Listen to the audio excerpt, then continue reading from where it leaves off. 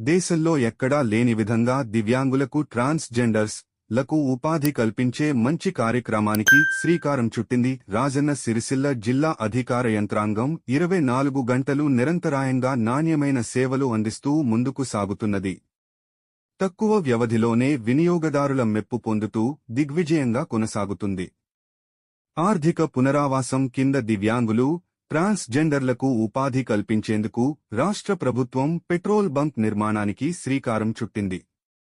మంత్రులు పొన్నం ప్రభాకర్, సీతక్క, ప్రభుత్వ whip, Vemulawada MLA ఆది శ్రీనివాస్ ఆదేశాలతో 2,50 లక్షల రూపాయలు విలువైన భూమి రాజన్న సిరిసిల్ల అధికార యంత్రాంగం కేటాయించింది. 2,50 లక్షల రూపాయలుతో ఐఓసీఎల్ యాజమాన్యం మంజూరు చేసి బంక్ నిర్మాణాన్ని పూర్తి చేసింది. కలెక్టర్ సందీప్ కుమార్ ఝా నేతృత్వంలో జిల్లా సంక్షేమ శాఖ ఆధ్వర్యంలో విజయవంతంగా